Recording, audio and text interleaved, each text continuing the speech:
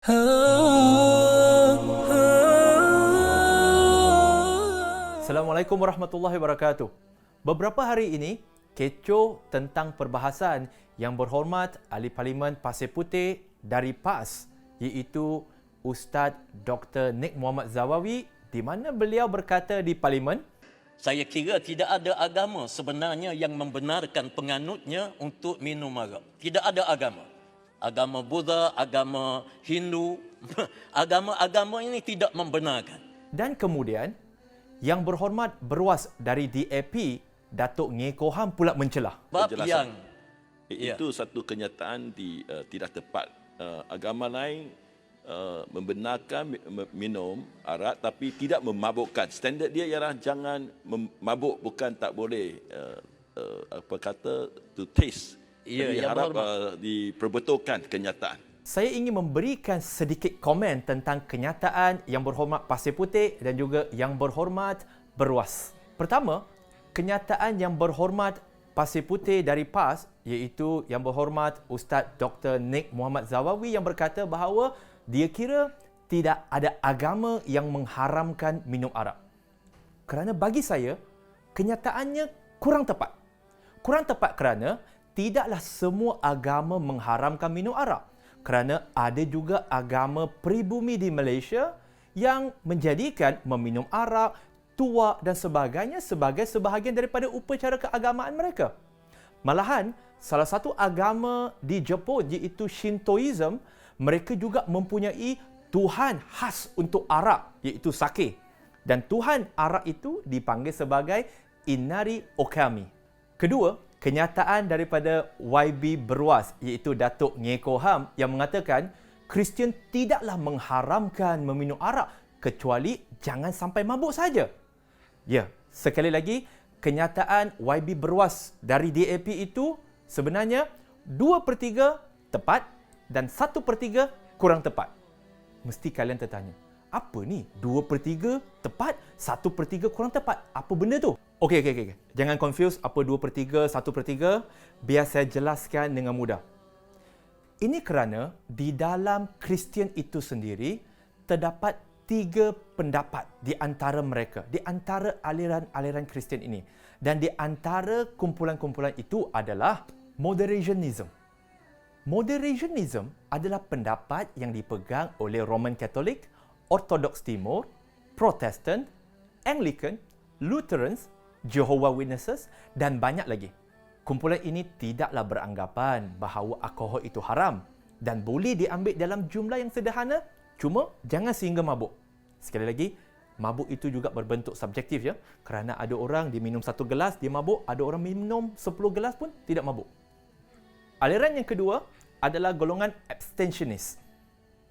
Abstentionist adalah pendapat yang dipegang oleh gereja Baptis, Pentecostal, Methodist Church. Ya, barangkali ini gereja Datuk Ngekoham sebab Datuk Ngekoham mengatakan dia datang daripada Methodist Church. Ya. So, bukan saya dari gereja Methodist, Okey, saya faham. kita guna Ribena Jus. Tapi Saya faham. Evangelical dan beberapa denominasi dalam Protestan seperti Salvation Army, dan antara tokoh yang berpegang kepada pendapat ini adalah televangelis terkemuka Amerika Syarikat yang telah pun meninggal dunia, iaitu Billy Graham. Kumpulan ini mengatakan walaupun alkohol itu tidaklah haram tetapi ianya bukan pilihan yang cerdik. Walaupun kumpulan ini tidak mewajibkan pengikutnya menghindari alkohol, tetapi mereka mewajibkan pengharaman alkohol kepada mereka yang ingin berada di dalam kepimpinan gereja. Mereka mengatakan pengambilan alkohol ini terlalu bahaya dan menjauhi alkohol penting untuk kehidupan yang lebih baik. Dan kumpulan yang ketiga adalah kumpulan prohibitionist.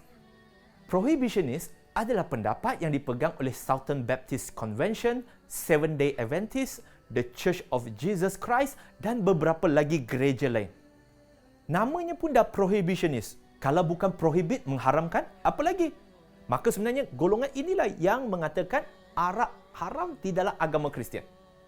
Tapi sebenarnya yang menjadi kontroversi ni bukan pasal ucapan Yang Berhormat dari Pasir Putih yang mengatakan Kristian tak boleh minum arak. Tetapi sebenarnya yang lebih menjadi kontroversi adalah ucapannya ini. Saya minta beruas supaya dia mengkaji betul-betul fakta-fakta agama yang ada, termasuk kalau dalam agama Kristian, yakni fakta sebelum daripada kitab Injil ini dipesongkan ataupun dirubah. Barangkali kalau yang berhormat berpegang dengan kitab yang telah dipesongkan itu, barangkali itu saya ada harap kebenaran. perkataan Asal seperti yang kitab itu pesong tak boleh. ini jangan digunakan. Mari kita teliti dari sudut Islam, adakah kenyataan YB pasir putih dari PAS ini, iaitu mengatakan bahawa Bible itu telah pun terpesong dan diubah, itu dari sudut Islam dan juga dari sudut akademik. Pertama, kita nilai dari sudut Al-Quran, dari sudut Islam itu sendiri, iaitu di mana Allah Subhanahu Wa Taala berfirman di dalam surah Al-Baqarah, surah yang kedua, ayat 79, yang bermaksud kecelakaan besarlah bagi orang-orang yang menulis kitab Taurat dengan tangan mereka lalu mengubah kalam Allah dengan rekaan-rekaan mereka. Kemudian mereka berkata, ini ialah dari sisi Allah, supaya mereka dengan perbuatan itu dapat membeli keuntungan dunia yang sedikit. Maka kecelakaanlah besar bagi mereka disebabkan apa yang ditulis oleh tangan mereka, dan kecelakaan besar bagi mereka dari apa yang mereka usahakan itu. Maka dari perspektif Islam, kenyataan YB pasir putih itu adalah betul kerana Al-Quran jelas mengatakan bahawa Bible itu telah pun diubah. Maka dari perspektif Islam, YB pasir putih betul. Tapi jangan gembira dulu. Kita nak lihat juga dari sudut akademik pula. Pada 1952 telah diterbitkan Bible Revised Standard Version (RSV) di mana 32 sarjana dari peringkat tertinggi dan didokong oleh 50 denominasi Kristian mengatakan, yet the King James Version has grave defects, that these defects are so many and so serious as to call for revision. RSV yang telah dikemaskini pada 1952 sekali lagi dikemaskini pada 1971, dan sebagai contoh kemaskini adalah pada Gospel of Mark bab 16 versi RSV 1952 mempunyai hanya 8 ayat. Tetapi pada RSV 1971 Gospel of Mark bab yang ke-16 mempunyai 20 ayat. Ini kerana 12 ayat tambahan pada RSV 1971 adalah nota kaki yang telah dinaik taraf.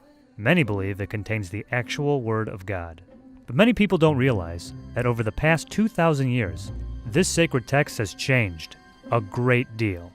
For the first 100 to 200 years, copies of the Bible were made by hand, and not by professionals. This led to many errors, omissions, and most importantly, changes. Cool ya sahabat-sahabat? Itu ayat-ayat yang saya petik daripada sarjana Kristian, bukannya perkataan saya ataupun ulama Islam. Relax. Ini hanya sebut tentang fakta semata-mata. Stanley E. Porter, Presiden McMaster Divinity College, iaitu sebuah kolej seminari Kristian di Kanada, mengatakan dalam bukunya yang bertajuk Konstantin Tischendorf, The Life and Work of a 19th Century Bible Hunter, pada halaman ke-17. It has thus been placed beyond doubt that the original text of the apostles' writings, copied, recopied, and multiplied during 15th centuries, whether Greek or Latin or in other languages, had in many passages undergone such a serious modifications of meaning as to leave us in painful uncertainty as to what the apostle had actually written. Dr. Ian Barnes, Ketua Jabatan Sejarah dan Kajian Antarabangsa di University of Derby, England, pula berkata dalam bukunya The Historical Atlas of the Bible pada halaman ke-6, the books of the Old Testament were written over centuries, and some of them were added to or changes their form over many years. Majalah Newsweek yang diterbitkan pada September 2015 di halaman 27 mengatakan, what biblical scholars now know is that later versions of the books differ significantly from earlier one. Namun, saya juga kena berlaku adil secara akademik bahawa ya, ada di kalangan sarjana Kristian dan ahli akademik mengatakan Bible tidak diubah. Pada pandangan saya, para ahli politik, baik daripada apa jua gabungan, Perikatan Nasional, Pakatan Harapan, Bebas dan sebagainya, janganlah mempolemikkan isu-isu begini semata-mata untuk mendapatkan perhatian dan juga sokongan daripada pengundi anda. Dan sebenarnya, kita lihat kontroversi sebegini, ini tidak lain tidak bukan adalah semata-mata untuk mendapat perhatian. Sebagaimana kenyataan yang dikeluarkan oleh Parti Warisan Sabah iaitu Terence Siambun yang mengatakan dan dipetik oleh New Straits Times.